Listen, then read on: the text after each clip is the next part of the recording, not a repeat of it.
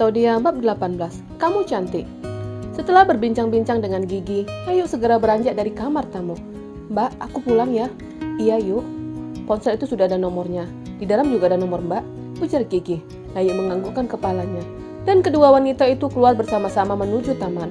Tuan, terima kasih atas makan malamnya, ujar Yayu ke Adlan. Pria itu menganggukkan kepalanya. Tapi kedua pria yang lain langsung beranjak dari kursi. Ayo, ajak Chef Robi ke Yayu. Yuk, jika naik mobilku, serasa naik kereta kencana, rayu Bobby. Yayu mengerutkan dahinya, begitupun Gigi. Kalau Gombal pikir-pikir, mobil sport kamu sama dengan kereta kencana, kenapa tidak odong-odong saja? Ejek Adlan. Teman durhaka, gerutu Bobby sembari tersenyum ke arah Yayu. Maaf bapak-bapak sekalian, terima kasih atas kebaikannya, tapi aku pulang dengan... Yayu melirik ke arah Gigi, dengan sopir. Timpal Gigi yang mengerti dengan tatapan adik sepupunya. Yah, gerutu Bobby. Tapi tidak dengan Chef Robi. Dia tidak menggerutu seperti Bobby. Ya sudah, hati-hati yuk, ujar Chef Robi dan segera keluar lebih dulu. Akhirnya Yayu diantarkan sopir. Dari belakang ada mengikutinya, yaitu Bobby. Pria itu ingin mengetahui tempat tinggal Yayu. Terima kasih Pak, ujar Yayu lalu turun dari mobil. Lalu berjalan secara perlahan masuk ke dalam gang. Dia melirik ke arah kanan dan kiri yang tidak terlihat siapapun. Padahal masih jam 9 malam, tapi gang itu benar-benar sepi. Yayu menoleh ke arah belakang. Ada bayangan seseorang yang berjalan cukup cepat. Dia buru-buru melangkahkan kakinya dengan cepat, dan bayangan itu juga semakin cepat mengikutinya. Dia berlari agar segera sampai tempat kos. Tapi tiba-tiba tangan seseorang memegang bahunya. Ah, teriaknya. Yuk, ini aku, ujar Chef Robi. Yayu memukuli pria itu dengan kepalan tangannya. Kenapa Chef menakutiku? Ujarnya sembari ngos-ngosan. Maaf, aku tadi memanggilmu, tapi sepertinya kamu sedang melamun. Ujarnya sembari menyerahkan plastik ke tangan Yayu. Gadis belia itu menatap plastik yang diarahkan kepadanya. Apa ini? Jajan untuk kamu, ambillah. Chef Robi menyerahkan kembali bungkus plastik itu. Yayu buru-buru mengambil bungkus itu dan melihat isinya. Ya ampun, buat malu saja. Dia menepuk dahinya. Ada apa? Chef Robi bingung. Enggak, sahutnya. Dia melupakan pembalut yang dibelinya, dan pembalut itu sedari tadi ada di tangan Chef Robi. Pria itu mempersilakan Yayu untuk jalan lebih dulu. Terima kasih, aku bisa pulang sendiri, tolaknya. Tapi, tadi kamu takut, kode Robi. Sebenarnya aku tidak takut, tapi bayangan Chef Robi seperti hantu yang ada di film-film. Sautnya sembari berjalan lebih dulu. Pria itu hanya tersenyum, dan tetap mengikuti langkah Yayu. Besok pagi aku jemput, ujar pria itu ketika mereka sudah mendekati tempat kos. Tidak usah, aku bisa berangkat sendiri, tolaknya. Tidak apa, Yu, pagi aku tidak sibuk, sahut Robi lagi. Yayu kekeh dengan pendiriannya. Kenapa, Yu? Aku tidak ingin berhutang budi, sahutnya. Aku tidak meminta apapun. Yang aku inginkan hanya ingin dekat denganmu. Jawaban dari Chef Robi membuat Yayu menghentikan langkahnya. Dia menatap pria itu. Tatapan pria itu biasanya sangat tajam, tapi malam ini begitu teduh. Apa artinya? Tanya Yayu langsung. Aku menyukaimu, sahutnya langsung tanpa perlu basa-basi. Mendengar itu membuat Yayu menelan salivanya. Pria itu kembali mengutarakan hatinya. Maaf, sahut Yayu gugup dan berjalan lebih cepat. Lalu masuk ke dalam pagar. Dia mengatur nafasnya yang berdetak cukup kencang. Dan di dalam pagar terlihat ada Bobby sedang menunggunya. Kamu? Yayu bingung dengan kehadiran pria itu. Hayu, maaf, aku hanya ingin tahu tempat tinggalmu. Jelasnya sembari menatap tempat itu. Aku sudah membayar kosmu selama 3 bulan, ujar Bobby. Kenapa? Yayu semakin bingung. Hutangnya sama Chef Robi masih ada, dan sekarang bertambah kepada Bobby. Hanya itu yang bisa aku bantu, sautnya sembari menghampiri gadis belia itu. Aku tidak membutuhkan apapun, gerutu Yayu. Pria itu meletakkan jari telunjuknya di bibir Yayu. Gadis belia itu kaget dan langsung mundur beberapa langkah. Tidurlah, ujar Bobby sembari melangkahkan kakinya ke depan, sehingga dia kembali berada di depan Yayu. Mau apa lagi? Yayu gugup. Kamu cantik. Pujinya lalu tersenyum dan keluar dari tempat itu. Ketika Bobby pergi, Yayu langsung menghembuskan nafasnya secara kasar. Ketika berhadapan dengan Bobby, dia seperti susah bernafas. Dia menggelengkan kepalanya dengan tingkah dua pria yang sedang tidak normal. Bobby memuji Yayu karena gadis belia itu memang berpenampilan berbeda. Walaupun hanya kemeja putih dan celana hitam, tapi karena adanya riasan, membuat gadis belia itu terlihat semakin manis. Dan itu adalah pujian yang tulus darinya.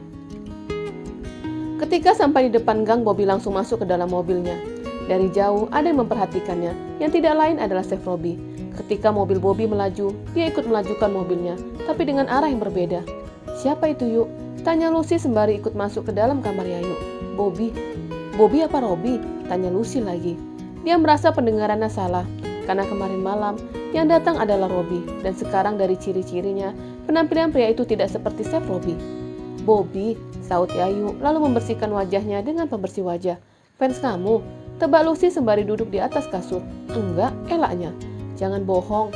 Tadi ibu bilang dia membayarkan uang kos kamu selama 3 bulan. Jadi kamu sudah bayar selama setengah tahun. Selamat, pria-pria yang mengejarmu orang kaya semua. Berbeda dengan Mbak. Ah, Mbak Lucy, aku tidak inginkan itu semua.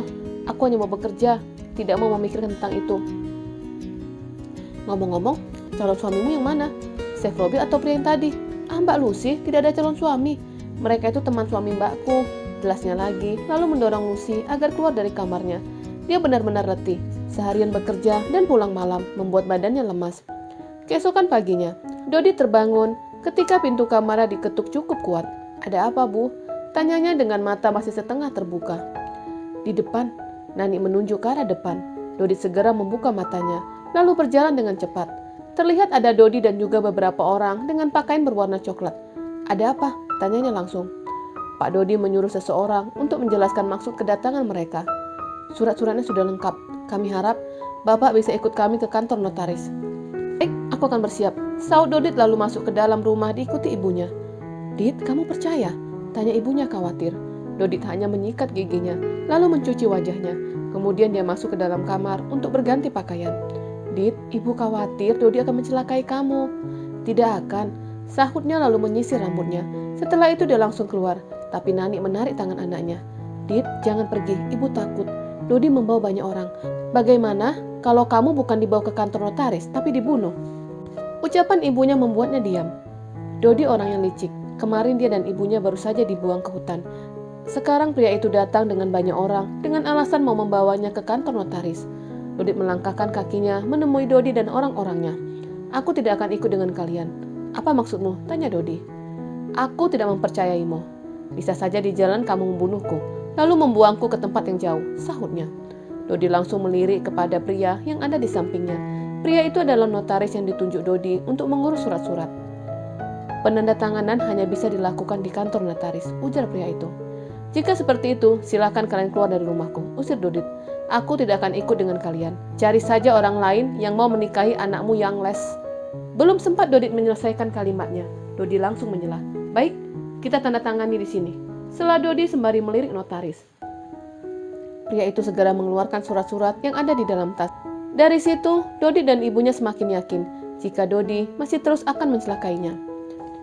Dodi diminta untuk menandatangani, tapi pria itu tidak langsung menandatangani. Dia membaca satu persatu isi surat itu.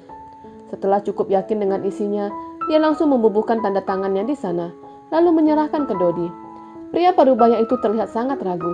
Dia menatap kertas yang tertulis namanya. Puluhan tahun, dia mengumpulkan semua kekayaannya. Dan hanya dalam beberapa hari, tanahnya akan diberikan kepada pria bejat seperti Dodi. Anda masih bisa berpikir, aku tidak akan memaksa, ujar Dodit. Dia sengaja melakukan itu agar Dodi ingat jika Bunga akan mencoreng nama baik keluarga Dodi.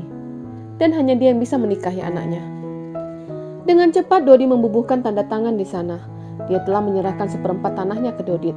Tapi walaupun seperti itu, dia masih tetap menjadi tuan tanah di sana. Terima kasih atas kerjasamanya, ujar Dodit sembari tersenyum, lalu mengulurkan tangannya ke arah Dodi. Pria itu langsung memalingkan wajahnya. Ini bukan kerjasama, tapi ini pemerasan. Dodi hanya bergumam dalam hatinya. Jika dia mengutarakan secara langsung, pasti Dodit akan membatalkan rencana pernikahan. Notaris langsung menyerahkan surat-surat tanah yang telah menjadi milik Dodit. Pria itu menatap surat-surat penting itu dengan seksama. Bibirnya menyunggingkan senyuman. Aku telah mengangkat kalian dari lumpur menjadi orang terpandang. Ingat, jangan memberitahukan permasalahan di rumah kami. Dodi berlalu meninggalkan rumah itu. Kita kaya, teriak Dodit. Nani langsung memeluk anaknya. Mimpi apa kita, nak? Tanyanya yang merasa masih sedang bermimpi. Setelah aku menikah dengan anak itu, ibu pergi ke kota. Untuk apa? Tanya Nani bingung. Jemput Yayu, dia akan kembali ke sini. Aku tidak mau dia kerja. Uang dari hasil perkebunan di sini lebih dari cukup untuk membiayai kita. Nani menganggukkan kepalanya. Dia setuju dengan ide anaknya. Tidak seharusnya anak gadis pergi dari rumah. Apalagi pergi untuk mencari nafkah. Selanjutnya apa? Tanya Nani. Aku akan memperbaiki rumah ini. Rumah ini akan ditempati ibu dan Yayu. Lalu, kamu tinggal di mana? Tanya Nani. Aku akan tinggal di rumah Dodi. Tidak, ibu tidak setuju kamu tinggal di sana. Nanti kamu diracun atau malah disiksa. Ujar ibunya khawatir. Bersambung.